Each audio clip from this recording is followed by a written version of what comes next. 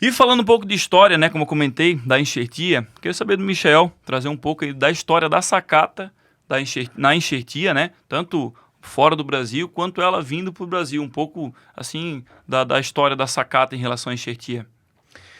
Bom, assim, a enxertia, de forma geral, no nível de mundo, ela é muito antiga. Mas pensando na hortaliça, ela não é tão antiga assim, né? Nós estamos falando aí dos primeiros relatos aí na década de 20, né? Surgiu no Japão, depois na Europa, um pouco na década de 50, 40.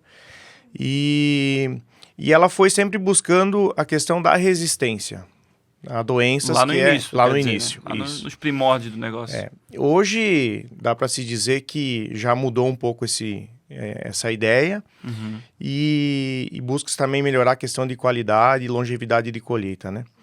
Mas no Brasil especificamente começou na década de 80 com o pepino japonês, e aí falando em japonês, foram os japoneses que Quem desenvolveu a iniciaram. enxertia no mundo, quem iniciou nas hortaliças, que é o ponto, né, nosso, foi os japoneses.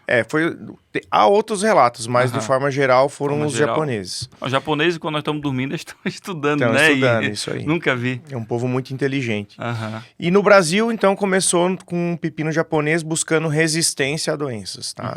E depois ele caminhou, porque hoje a gente fala muito da enxertia no pepino, buscando a questão da qualidade de fruto. A melhora, a perca da cera, né? Tirar a cera do pepino e também diminuir a quantidade de espinhos, tá? No pepino japonês.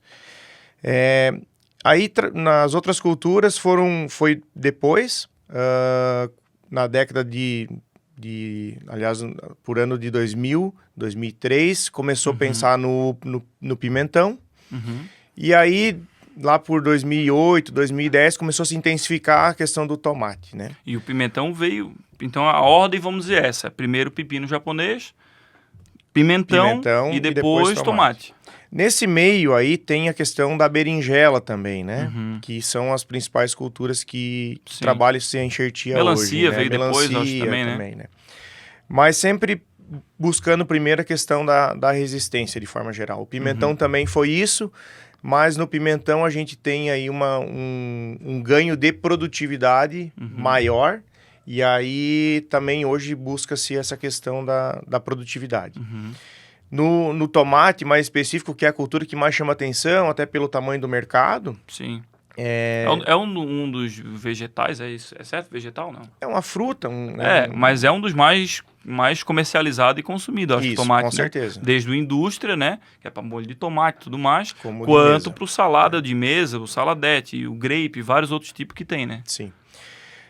A Sakata sempre foi pioneira, sempre buscou trazer... A gente sempre fala que a empresa não vende só semente, a gente tem que agregar.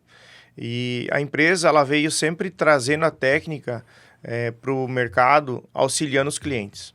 E esses clientes são os viveiros, principalmente, né? Que são, a gente fala, são os que destroem a semente, né? Que fazem... a gente usa esse termo, né? Mas destrói. Então, assim, a Sakata, historicamente, ela sempre fez os treinamentos de enxertia junto com os principais viveiros a nível de Brasil e até de América do Sul, para trazer a técnica pro viveirista, porque não é uma técnica tão simples. Muitos falam assim, eu aprendi a fazer e deu certo. Mas faz uma vez, na outra dá uma balançada, principalmente a questão de qualidade e pegamento, que é um ponto bastante delicado. Então a gente sempre está junto do viveirista, que entrou também na cadeia nesse meio tempo aí, né? Teve que entrar, na verdade. Mas assim, trazer essa informação, essa técnica para que seja aprimorada e evoluindo conforme vai o mercado, né? Então a empresa sempre valorizou isso. Conforme as necessidades, entendendo e evoluindo conforme o mercado precisava, então, mostrando isso daí, o Usina participou, né? De treinamento. Foi início do ano passado o curso de enxertia da Sakata. Exatamente. Bem bacana. Então a gente sempre faz isso aí meio que anual, bianual, né? A pandemia deu uma parada. Sim. Mas, de forma geral, é dessa forma assim, né? Trazendo isso para pro viveirista. E pro produtor, buscando produto que tenha no mercado, que a pesquisa traz, a pesquisa nacional ou a nível de mundo, para auxiliar o produtor.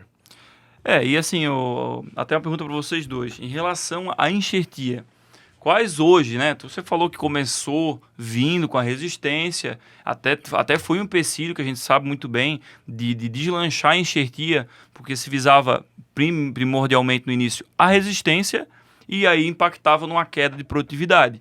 Então a enxertia, historicamente, em várias regiões do Brasil, até aqui um exemplo nosso, Santa Catarina, Caçador, a enxertia agora deslanchou, mas começou o teste o quê? 10 anos atrás? Mais ou menos. Mais ou menos? 10, E o que ia? atrás. E voltava para frente e para trás, porque era resistência.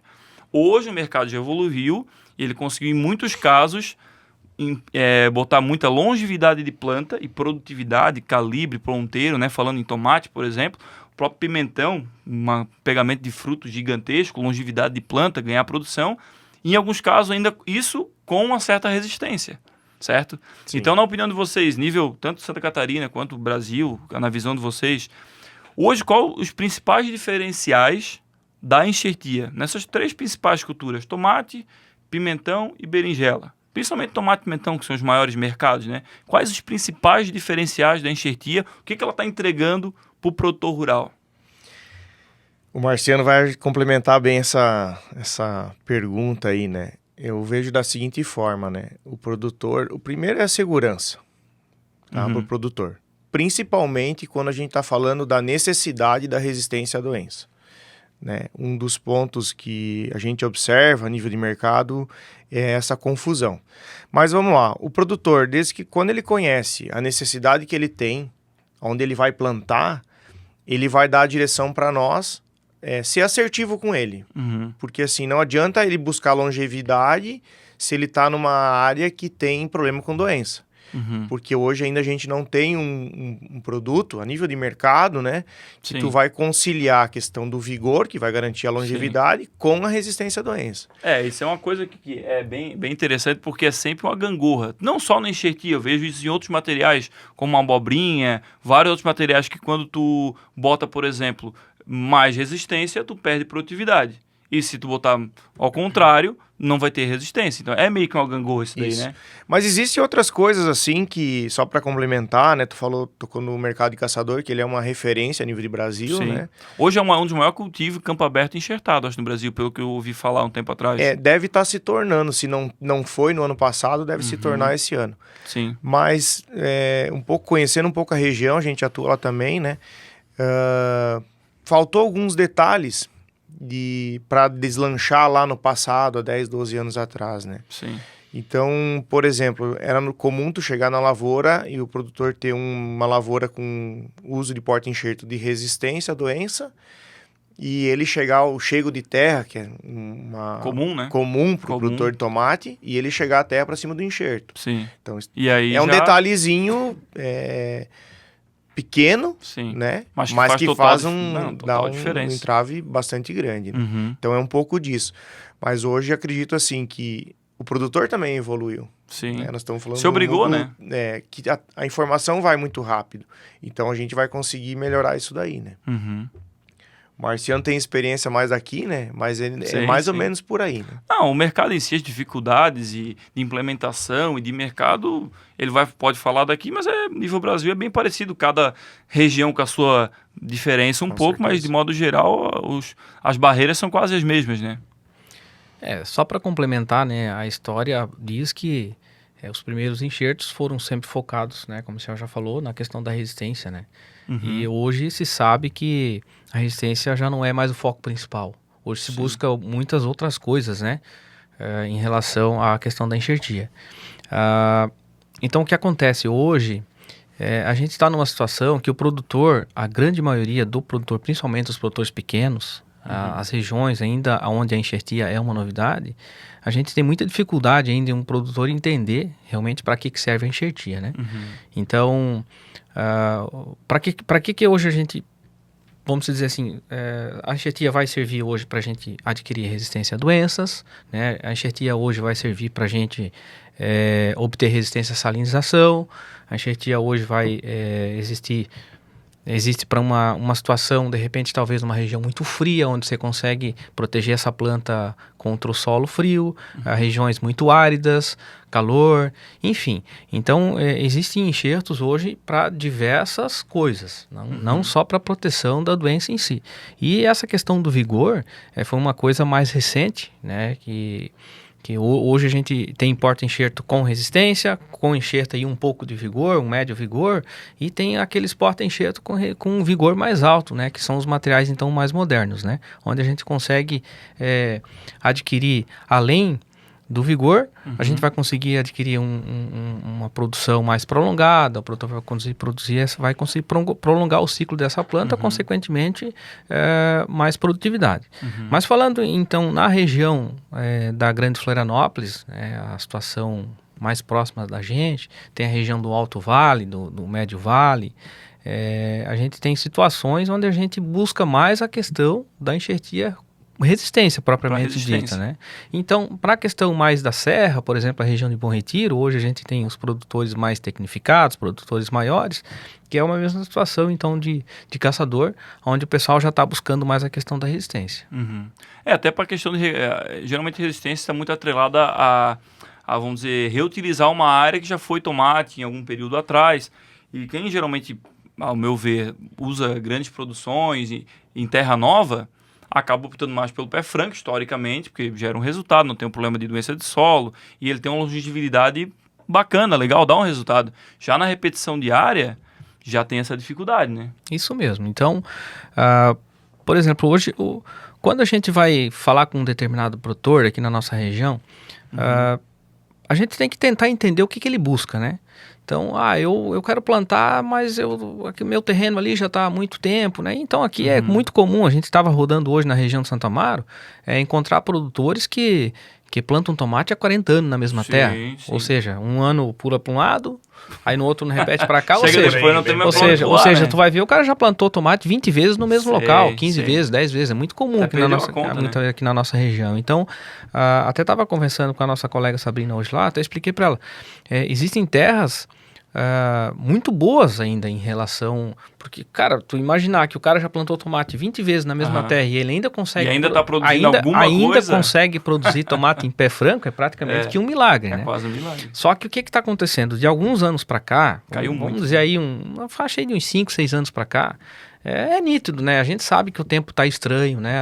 As nossas estações do ano, elas não são mais certinhas. São bem definidas. A gente não está com...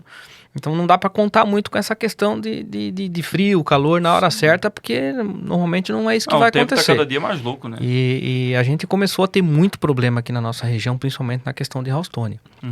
Então ficou bastante problemático, os produtores têm sentido bastante a dificuldade.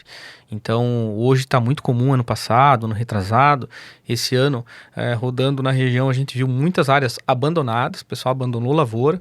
Não chega nem, eu vi até rodando contigo aqui na região da Grande Florianópolis, assim, tomateiras que não chegou em meia taquara, a Housetonia, que é a murcha bacteriana, moeu a roça toda. E outra coisa que é importante, por mais, igual tu falou, terrenos batidos, né, que planta o tomate há décadas, né, de perder as contas de quantas vezes plantou, que é quase uma certeza da Housetonia.